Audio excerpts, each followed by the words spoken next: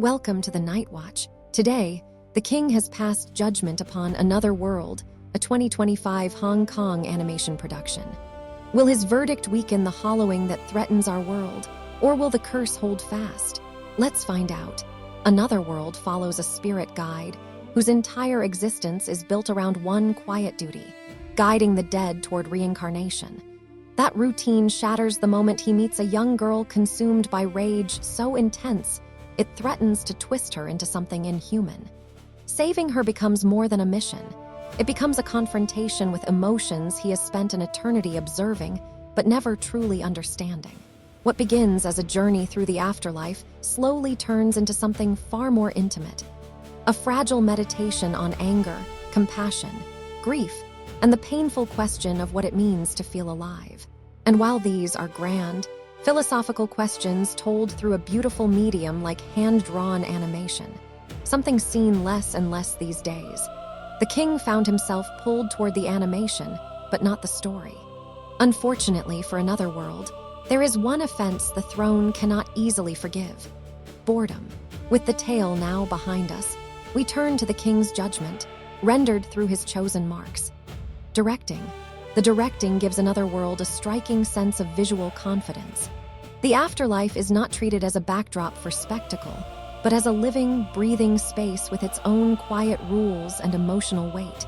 The film knows when to step back and let an image speak for itself, trusting atmosphere over explanation. There is real intention behind every frame. Even when the story begins to lose its grip, the direction rarely feels uncertain or careless. It is clear the filmmakers are guiding the audience toward a contemplative experience, one built on stillness, reflection, and mood. But intention alone cannot always carry momentum. While the narrative itself never truly stalls, even the most carefully composed imagery can struggle to keep the journey feeling alive. Writing. The ideas at the heart of Another World are powerful. Anger that consumes and corrupts, empathy that must be learned, and the fragile bridge between understanding and transformation. This should have been mind-blowing, something to invest attention in. Instead, as the king watched and answers unfolded, he understood but found himself growing even more distant. As a result, he never felt emotionally connected to a movie that should have tugged at his heart. The king could recognize what the film was trying to say, even agree with it, but he still felt strangely untouched by the way it was being said. Story. At its core, the premise for Another World is genuinely compelling. A guide of the dead encountering a soul so overwhelmed by rage that she risks becoming something monstrous should, in theory, create immediate urgency and emotional stakes. But that urgency never arrives. The story moves, but it does not always pull. Important ideas surface, meaningful exchanges occur, and the journey continues forward, but too often without the sense that something essential is at risk in every moment. Even as the afterlife begins to fall under darkness caused by one small girl that made the king do a double-take. He found himself questioning how the afterlife could be this fragile considering it had been around forever.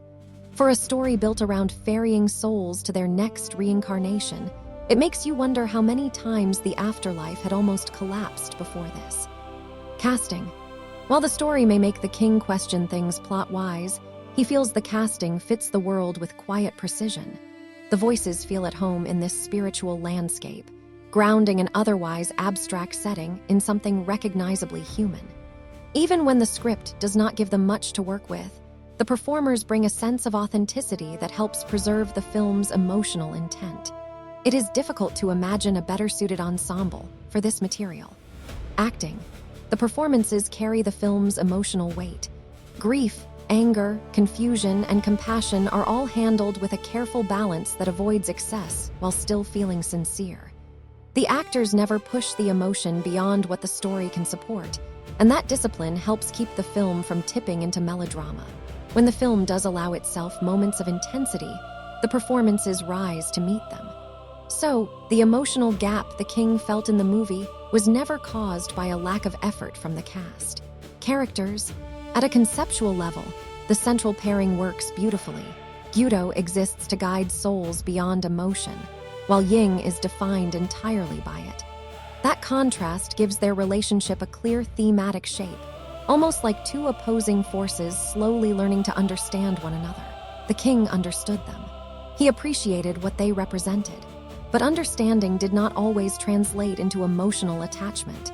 The characters are strong enough to support the film's ideas, but not always deep enough to fully anchor its quieter stretches.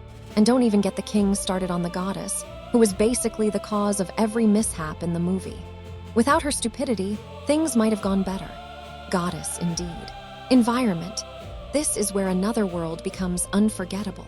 The afterlife is drawn with extraordinary imagination and care. It feels less like a setting and more like a place that has always existed, waiting to be seen. Every space carries a distinct emotional tone, sometimes haunting, sometimes serene, often quietly sorrowful. There are moments where the background alone seems to speak more clearly than the dialogue ever could, and every scene could be a painting on a wall. Whatever else the film struggles with, its world is nothing short of magnificent. Costumes. The costume and character designs extend that world with remarkable cohesion, from Gyudo's mask that is both friendly and disturbing, to Ying's simple clothes that show her status when she was alive. Nothing feels arbitrary. Every design choice seems rooted in the logic and mood of the world and afterlife itself, reinforcing identity without breaking immersion. The characters stand out clearly while still belonging entirely to their environment. It is elegant, thoughtful design work that strengthens the film's visual identity at every turn. Animation. 8 years of painstaking hand animation are etched into nearly every frame of another world. The film is often breathtaking, sometimes even overwhelming in its visual ambition, and its sincerity is never in doubt. And yet admiration does not always translate into emotional connection. The king could see the craftsmanship, understand the intention behind every choice, and still feel himself drifting further away as the story unfolded. The weight of 8 years of hand animation is visible in every frame, and all of it is genuinely beautiful. The film does not rely on constant motion or spectacle. Instead, it finds its strength in expression, atmosphere, and carefully composed imagery. There are moments that invite the viewer to simply pause and absorb the artistry on display. But animation, no matter how beautiful, still serves a story. And when the story begins to lose attention, even the most impressive visuals eventually cannot help. Craftsmanship can elevate a film, but it cannot replace emotional engagement. Music.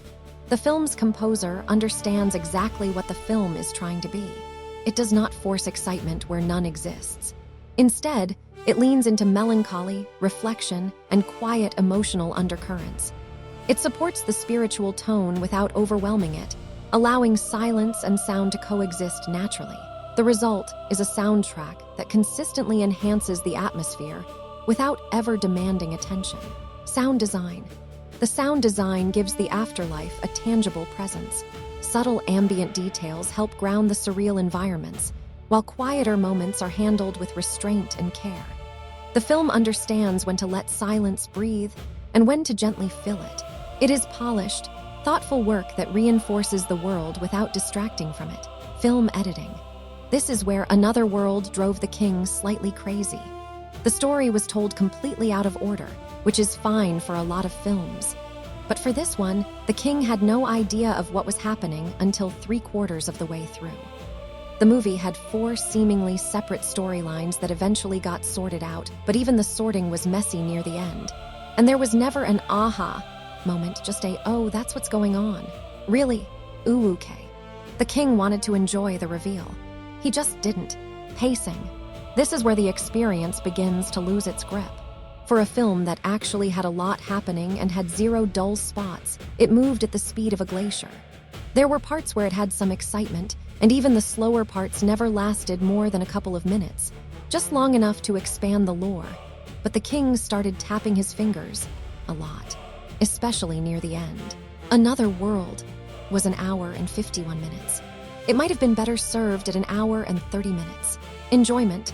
This is the divide that defines everything. The king can respect Another World deeply.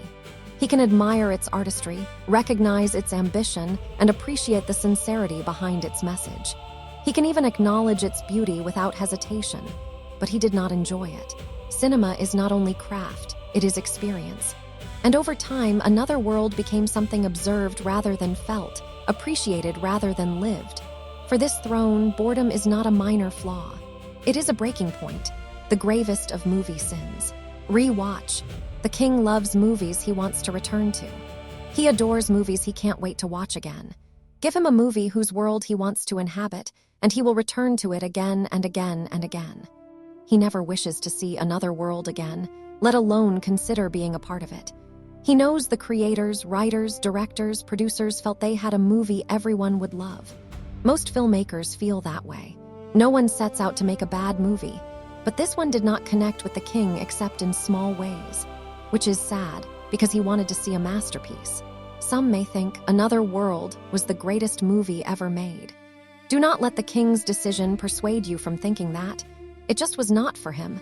Make your own judgment. Another World is a film the king respects far more than he loves. Its world is extraordinary. Its costumes are masterful. Its animation carries years of devotion. Its performances are sincere, its music is thoughtful, and its message deserves to be heard. But admiration alone cannot carry a film across the finish line. Without a stronger narrative foundation, those achievements begin to float apart from the experience itself. The story drifts where it should tighten, reflects where it should intensify, and too often asks beauty to do the work of engagement. The king can honor the craft. He simply cannot forget the feeling of watching it slip away in an otherwise dull film. Final judgment. Another World earns the insignia of merit, a verdict shaped by the fact that there was a lot of good in this film that was just above the amount of bad. And saying the film was bad might not do it the justice it does deserve, but it could have been so much better. Its strengths are undeniable. Direction, casting, acting, music, environments, and costumes all stand at an exceptional level. Even its animation reflects years of dedication and care, but its weaknesses cut deeper than its strengths can fully compensate for. The writing could have been stronger. The story lacks emotional urgency. The pacing drains momentum instead of building it. The editing could have explained even 15 minutes earlier how the seemingly disparate storylines fit together and built toward a better ending.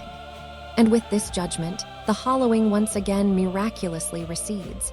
But the amount is so small, no one may notice. Above-average movies do little to affect the hollowing's curse, but at least it has not grown stronger. Thank you for your attendance today.